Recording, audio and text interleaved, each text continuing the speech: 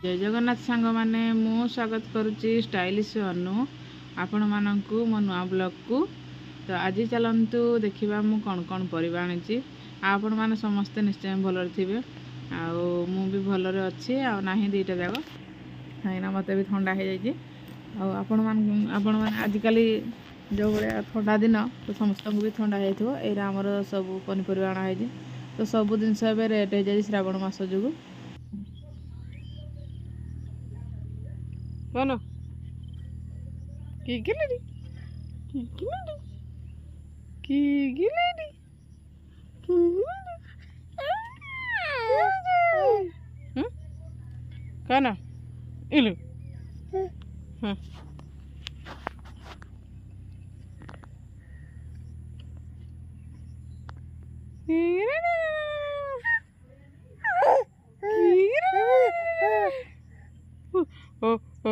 डाको दीदी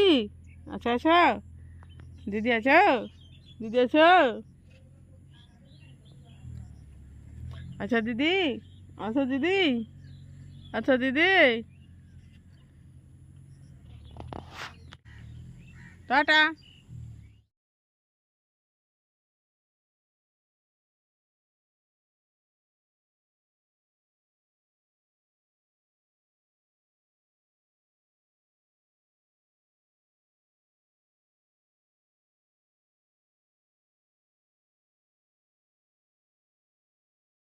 आउ एठी से कौन कर ना हुड़ाटा टे साइज कर दौरान आटिया जो ऊपर उचा उचा ही अच्छी टे साइज कर देते काउंसी घुसा घुचेकी कहीं आम धान रोबू से बोली जिते मन ना किसी करनी आ देह खराब हो कहीं गोड़ भांगी तो आम डरुचु सब खरा टे डरू कादू पानी हेले तो मना कले मानुना आईटी देखते आमर तली मरा हो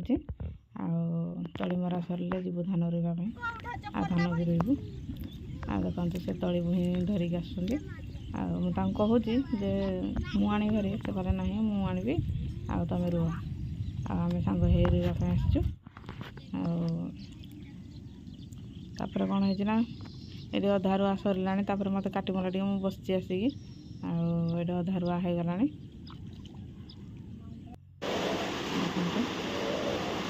तापर कौन है वर्षा आसला तो आम पलि घर को ये बाइक रखा आ स्कूटीटा अच्छी तो से बोली जरीटे जाइए तापर कौन है घर को आसली भारी आटा हूँ संध्यार टाइम सी जाइए सांग जड़े जाइए करडी आने तो से धरिकी आसते आ डाकते फोन कर आस दीटा नहीं जीवु ये तो जाती पहाड़ को सेठू फोन कले जमी आस दीटा नहीं जीवु ये धरिकी धरिकी आसिले मत कहले चुने दे मुझे एरा जानी मैंने खाएनी किंतु देखी चुनेबाटा देखी तो यहाँ टे चुने चुना देवा तापर से आसिले जहाँ कर आधा कर मत कहले मुझे जाऊँगी मार्केट तुम यहाँ चुने चुना दे रखी था मोर चुना चुनी ए आरंभ करदे आईटा आलू चंचारे माने आलू जो काटा जाए सुरु सुरु से आलू येटारे छाँचरे जदि रांपिबे तो भल आसो आईटा हूँ करडी मु तो जान नी मुझे आसला जानी जे यहाँ करडी कहती जी जो मैंने खाई से कहते हाँ बहुत भल लगे आ मु तो केवे खाइनी मत भी यहाँ भल लगे खायापी ये देखते आलू चंचार धरी ये पूरा रगड़ी देवे से तो से आलू चंचार रगड़ी देले से ठीक हो पूरा सामान आसो पूरा सब सामान आसो देखते यही जो पतला पतला दाना जोपटे जीव से पटे ये करेंगे रगड़ी देवे तो ठीक साइज आसो तापर से जेहेतु खावा को मन कर सी भी खाती तो करदे मु न खाइले कौन हो जाए आम तो जी हेल्ले जड़े खाऊँ ना से यहाँ बनईदेवा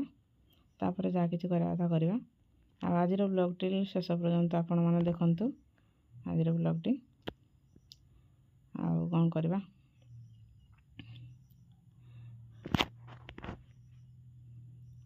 आ कौन खाते टे कमेंट कर निश्चय जनइबे जे आम खाऊ कौ मान को भल लगे तो निश्चय जनइबे आई जिनसा आम खाऊ आम पटे अच्छी कौ पटे भी अच्छी तो निश्चय कमेंट करें आम तो आम पटे तो मुझे जान नी तो ये बाहागर है मुझे जानली जे या करड़ी कहते मुझे जान नी मुझे कौन करी ना आसिक रुटी बनई आड़े भात बसई देती रुटी बनाऊँगी सकाଳେ ଯିବାକୁ ପଡ଼ିବ ଧାନ ରୋଇବା ପାଇଁ। ତ ସେଥିପାଇଁ ବୋଲି ରୁଟି ବନେଇ ଦେଉଛି। ରାତିରେ ରୁଟି ଖାଇଦେବୁ, ଆଉ ସକାଳେ ପଖାଳ ଖାଇବୁ। ରୁଟି ବି ଥିଲେ ଖାଇବୁ, ଆଉ ପଖାଳ ବି ଖାଇବୁ, କାହିଁକିନା ଆସିଲେ ମାନେ ଧାନ ରୋଇକି ଆସିଲେ ତ କାଟି ମାରିବ, କିଛି କରିବାକୁ ଇଚ୍ଛା ହେବନି। ତ ସେଇ ଟାଇମ୍ରେ କ'ଣ କରିବୁ ନା ପଖାଳ ଖାଇଦେବୁ, ଆଉ ପୁଣି ସନ୍ଧ୍ୟାରେ ରୋଷେଇ କରିବୁ। ଆଉ ଏଇଭଳିଆ ତ ଚାଲିଛି, କାହିଁକିନା ଆମ ଘରେ ତ ଆଉ କେହି ନାହିଁ, ଆମେ 2 ଜଣ। ତ 2 ଜଣ ଯେହେତୁ ସବୁ ତ ନିଜେ କରିବାକୁ ପଡ଼ୁଛି ନା, ଆଉ ନିଜେ ସବୁ କରିବାକୁ ପଡ଼ିବ। ତ ସନ୍ଧ୍ୟା ଟାଇମ୍ରେ ସବୁ ସାରିଦେବି କାମ, ଆଉ ସକାଳୁ କିଛି କାମ ନଥିବ। ଆଉ କ'ଣ କରିବା,